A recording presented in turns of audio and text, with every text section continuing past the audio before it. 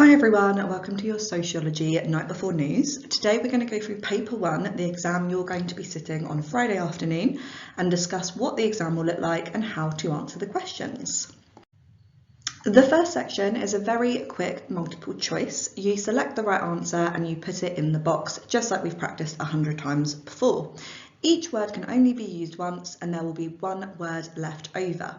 If you pause the video now, you can have a go. Hopefully you'll remember this as it was in your most recent mock. See if you get the answers right. So pause it, have a go. I'll go through the answers in a second. Okay, so hopefully that gave you a chance. The answers are A, values, B, beanpole, C, cohabitation, and D, Hargreaves. Well done if you got them all correct. Okay, so for this section, this is the studying society section. You will need to use your short answer question skills that we've practiced lots and lots of times in lesson. So for 2 markers, you should always try to answer the question using a definition, providing an example, and then including something else, which is what we've practiced before. This could be a trend, a perspective, or a keyword. So for example, for the first one, your definition could be the amount of power/influence a person has. You would then put your example, which could be people who are wealthy or who have important jobs tend to hold a lot of power, making them have high status. You then need your something else, and for this circumstance, I'm going to use a perspective. So Marxists would refer to people with higher status as being bourgeoisie. I've also used a keyword. Okay, that's a guaranteed 2 out of 2 answer. For the second question, it asks you to refer to the passage. All you need to do is pick out a quote that works here. So for example, you could just copy down the word job or wealth or sport, as that's what it says in the passage. You don't have to write a full sentence if it's a 1-mark answer. You've then got another 2-mark question at the bottom. You answer that exactly the same way as you did the top one. Okay, so we've got a 4-mark question here, so we need to write slightly more. The thing that I want to draw your attention to is the fact that it asks you to talk about the difference. If you see a question that asks you to talk about the difference, you need to make sure you explicitly state it. So it could be, you write, the difference between these 2 factors are, or you could say, however, on the other hand, this is different because, something that shows that you are referring to the fact that they are different. Okay, that will get you 4 out of 4, providing you give the correct definitions and examples. Okay, so we have some more short answer questions here. Make sure you pay attention to how many factors the question wants you to discuss. So for 3B, it asks you to discuss 2 reasons why sociologists tend to support the nurture theory. For a question like this, you'd want to follow the point, explain model. So that is how I would recommend you answer that. The 2 marker just above it, 3A, you'd answer it in the same way we practice for all 2 markers. So you'd define it, you'd give an example, and then you'd provide your something else. Okay, so another 4-mark question here, 2 reasons why socialisation is important. Again, you would answer that in a PEPE model. Make sure you've got 2 clear reasons that are not repeated, so they can't be similar. Make sure they're both very different from each other, and then make sure you're explaining how they answer the question.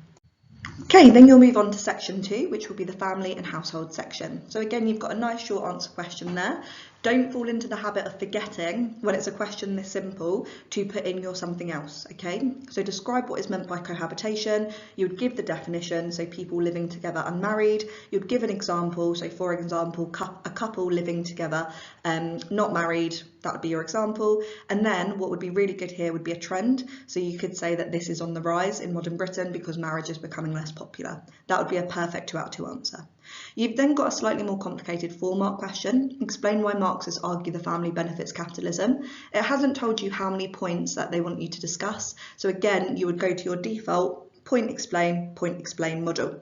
So for example, for this one, you could say it promotes hierarchy as your point, and then you could explain it by saying, for example, parents promote listening to authority and obeying instructions without question.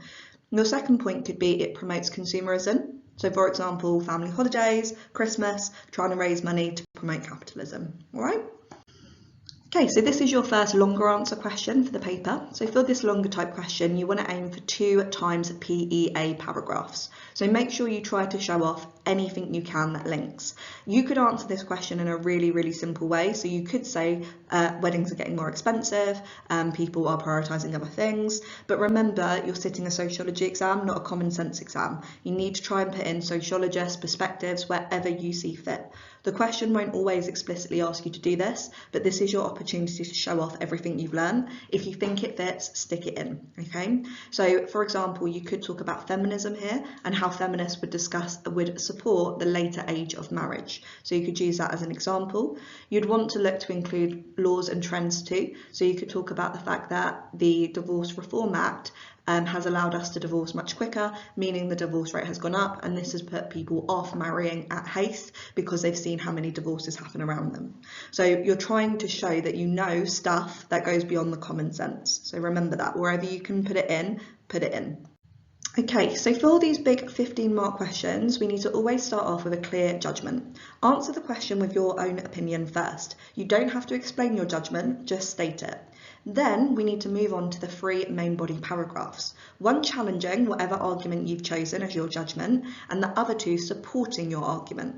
If you're running out of time, do 1 paragraph for and 1 paragraph against. The very best answers would add a criticism at the end of each paragraph so that you've got a constant evaluation. You could also return to your judgment that you made in your intro and explain how whatever point you've made supports your judgment if you can't criticise it. The most important part is your conclusion, which is where you explain why your judgment is the most accurate view. So make sure you put that at the end. So now we start our next section, which is education. You've got some short answer questions here. So for the 5 marker, you would aim for 3 points that are explained. For this question, for example, you could have gendered curriculum. You could talk about the fact that boys are more likely to choose STEM subjects, which end up paying more if they go into those for their jobs. You could talk about the lack of male role models in SLT and the fact that there are mainly male head teachers in the UK. You could also talk about sexual harassment and the fact that this affects schoolgirls more than any other demographic. That would be more than enough to get 5 out of 5. Okay, so we're still on the education topic and we've got another bigger question. So just like the previous one, go for 2 PEA paragraphs. So for example, your first paragraph could be about poor diet and how that affects health and how that affects attendance to school, and you could explain that. You could have your second paragraph, which would be about lack of resources, so things like laptops, a safe place to sleep, and things like that. So those could be your 2-point evidence explains. You'd also be, it would be very beneficial to get something like Marxism in here, where you could talk about how the working classes are disadvantaged. That would be a really good example. You could potentially get functionalists in there, and they could, you could explain how functionalists would argue that material factors aren't really a big deal because the school will support students from poorer backgrounds. So those are how you could get the perspectives in. Remember, try and get in your sociological knowledge where you can, rather than just relying on common sense answers. Okay, so we've got another 15 marker here. Remember, clear judgment, lots of sociologists and perspectives, if you can remember them. This is your chance to show off everything you know, get it all in. Alternatively, if you have a complete mind blank and you can't remember a single sociologist, just explain the theory. You could just say a sociologist argued and then put what you remember.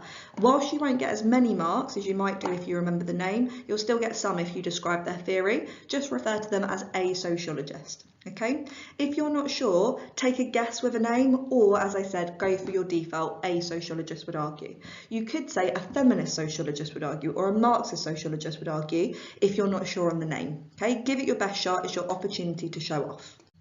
Okay, so the last section, research methods. This is usually a really good section because you don't need to remember many sociologists or perspectives. So there will always be a short question where you need to describe a method. This one is quite a hard method, secondary data, so you might have to think a little bit about that one. Remember, secondary data is anything the sociologist doesn't get firsthand. It could be statistics, it could be data collected by another source. You will then have a question that asks you about the strengths and weaknesses of the method that you've just described. Remember, if you haven't already, look at your knowledge organiser. You have all of the strengths and weaknesses for every method in there.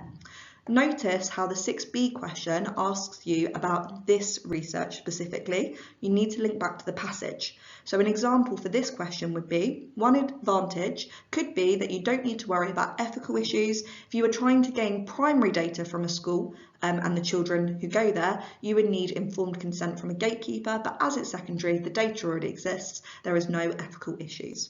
That would be a really good first point. You'd need to come up with another one and explain it to get the 4 out of 4. Okay, lastly, to finish off, you've got quite a big question. Remember what I said, maybe do this one first. You can get a lot of marks quickly for this question. You don't really want to save it to the end because you're likely going to run out of time and you won't be able to get as many marks as you could if you did it at the beginning. So this is a judgment question too. You need to state whether it's a good method or not. And just like the 15 markers, you don't have to explain why you think it. Just say this is a good method or this isn't a good method when researching. You then will write a paragraph explaining the strengths, and the important thing is you need to make sure you're explaining why they're strengths. So usually the reason why a strength is a strength is because it makes the data more valid. Make sure you explain that. You then need to do a paragraph on weaknesses, and remember, explain why each weakness is a weakness. It might be it causes ethical issues, it might be it affects the validity of the data. Finally, and this is so important, write a short conclusion explaining overall why it's a good method or a bad one, okay? And that's your opinion. So that's it for paper 1. I'll make another video for paper 2. Hopefully you found that helpful, and best of luck. Really looking forward to hearing how it goes.